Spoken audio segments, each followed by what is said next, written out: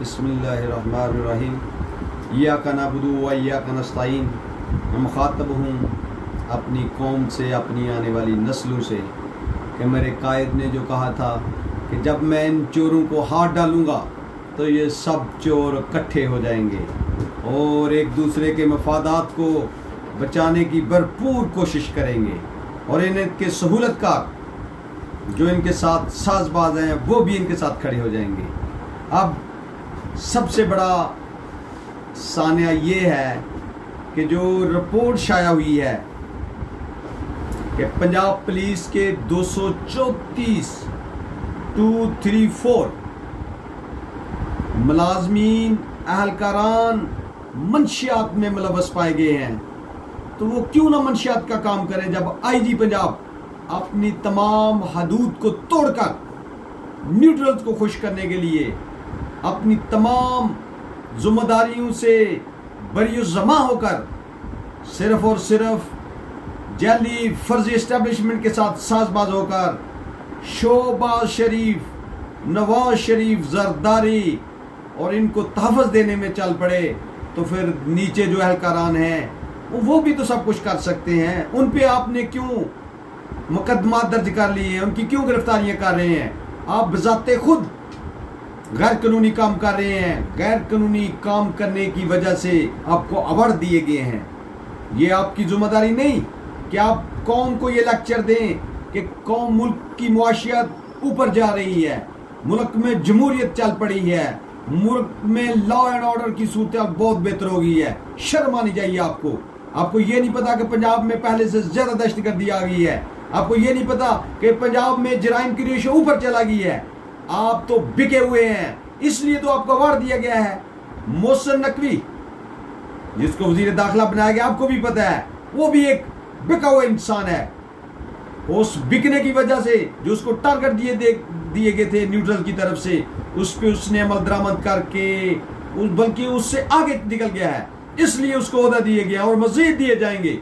क्योंकि पाकिस्तान एक ऐसा मुल्क है यहाँ पे जितना बड़ा कोई करप्ट आदमी हो, जितना बड़ा 2 नंबर हो, उसको उतनी बड़ी सीट दी जाती है। क्योंकि आप सबका पाकिस्तान की रविश से बखूबी आगाह हैं कि जो जरदारी या दुनिया का 10% है उसको हमने सदर पाकिस्तान बनाया हुआ है। और शहबाज शरीफ जो 1700 अरब का मकरूज है पाकिस्तान को जिसने लूटा हुआ है, उसको हमने वजीर आजम बना दिया है। और जो मरियम नानी जिसकी लंदन तो क्या पाकिस्तान में भी कोई प्रॉपर्टी नहीं है, उसको हमने हरने के बावजूद इलेक्शन में बुरी तरह वो शिकस्त खुर्द हुई थी, उसके बावजूद न्यूट्रल्स ने उसको अपने कंधों में बैठा के पंजाब का सीएम बनाया है। और आजकल वो जो ऑर्डर जारी कर रहे हैं वो आप सबको भी पता है और मुझे भी पता है, वो बादशाही हुक्म चला रही है। सीएम हाउस ऑलरेडी बने हुए हैं, सीएम हाउस की ऑलरेडी 2-3 ब्रांचेस हैं, लेकिन उसके बावजूद शाही फरमान जारी हो गया है कि पुराना सीएम हाउस गिराया जाए, पुराना ऑफिस सीएम का गिरा के नया तमीर किया जाए, क्योंकि बादशाही हुक्म चलते हैं। जिसने एक दिन भी कोई काम नहीं किया, जो हराम की कमाई से पली है, हराम की कमाई से उसका गुजर कात हो रहा है और आइंदा भी वो यही करेंगी। और सबसे बड़ी बात जो मुल्क के लिए एक जल्जले की मानंद है, जिसने जमहूरियत का जनाजा निकाल के रख दिया है, आसफा भट्टो जो जरदारी है लेकिन भट्टो कहते हैं, आसफा जरदारी जो जरदारी की बेटी है, उसको इलेक्शन लड़ाया गया है। वो बुरी तरह शिकस्त खुर्द होनी थी। जो हल्का NA 207 वहां पे उसने क्या किया है कि जो PTI के मुस्तफा साहब, गुलाम मुस्तफा साहब थे, उसको गिरफ्तार कर लिया। पहले उसके कागजात रिजेक्ट कराए हैं, जब वो अपील में जाने के लिए निकला है तो उसको गिरफ्तार कर लिया है। और दीगर 7 लोग थे जो उसके खिलाफ इलेक्शन कंटेस्ट कर रहे थे। NA 207 जो सीट थी वहां पे उसके अपोनेंट जितने थे सबको भगा दिया है और उसका नोटिफिकेशन जारी कर दिया है कि वो बिला मुकाबला जीत गया है। उसने बिला मुकाबला मुल्क का मजीद बड़ा कर किया है, उसने जमहूरियत का मजीद जनाजा निकाल दिया है, मुल्क की मुआशियत का बड़ा मजीद गर्क करने लगी है।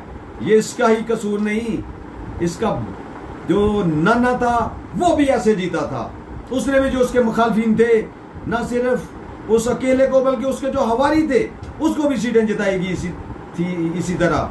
और ये मुल्क के जनाजा नकार रहे हैं, मुल्क की जमहूरियत का बेड़ा गर्क कर रहे हैं। ये जो जरदारी 10% है और इसका बेटा बिलावल, वो आपको पता ही है, जिसकी टांकें कांप जाती हैं। इन सब की साजिश से, न्यूट्रल्स की अमदाद से, सिंध पुलिस की मदद से इन्होंने ये सब लोगों को गिरफ्तार किया है और वहां से आसफा जरदारी को जिताया है। लेकिन कौम जानती है सब कुछ।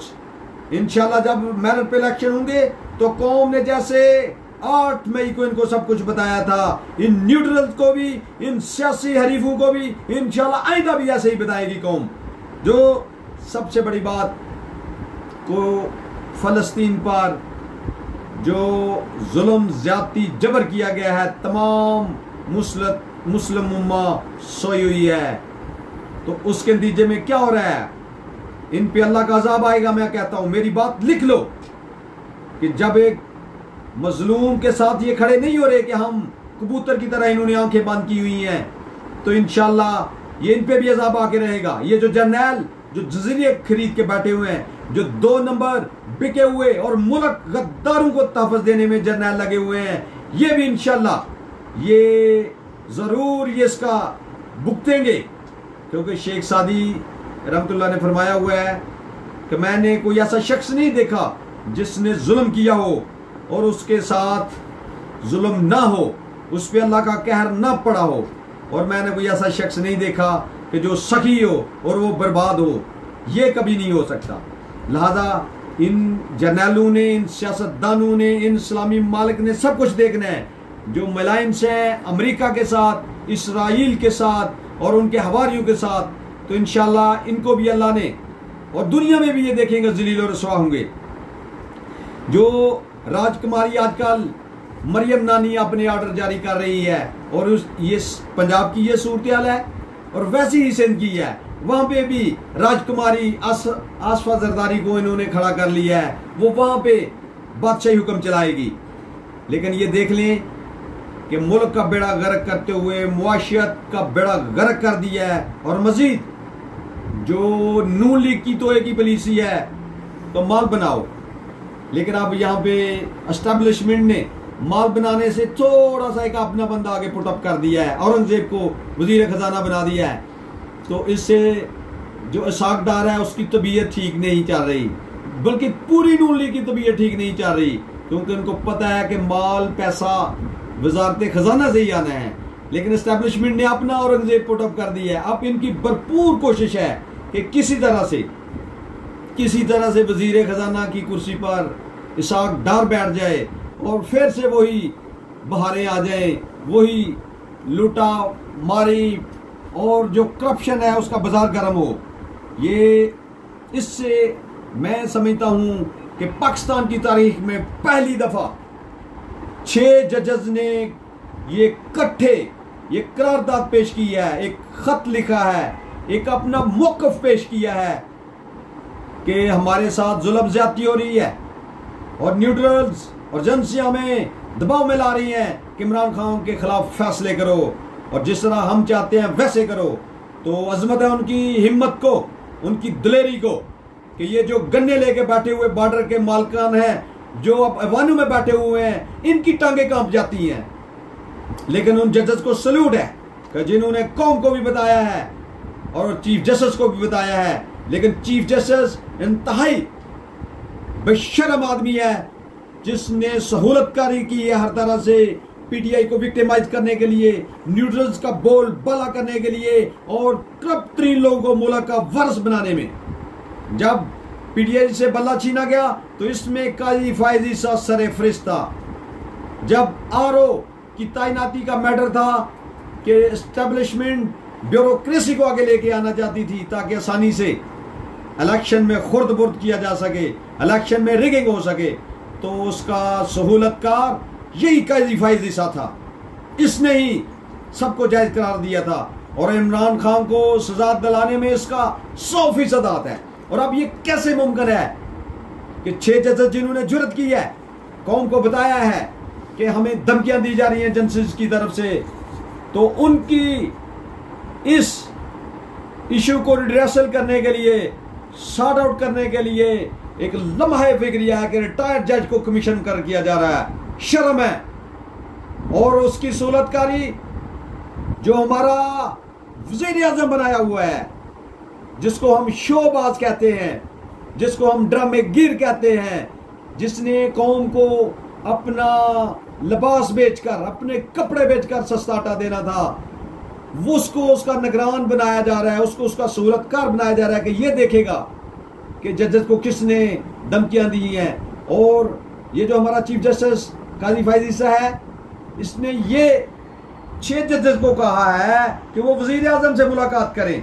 लानत है तुम पे कि तुम बजाय इसके कि जिन जजेस ने अपने ईमानदार होने का, अपने हलफ की पासदारी करते हुए कौम को और मुल्क के चीफ जस्टिस को बताया कि हमारे साथ ये जुल्म ज्यादती हो रही है, आप दोबारा उस पर मट्टी डालना चाहते हैं, उसको दफन करना चाहते हैं। और वजीर आजम जिसको बनाया वही तो बेनिफिशियरी है, एजेंसियों का वही तो बड़ा दादागिरी लेके बैठा हुआ है।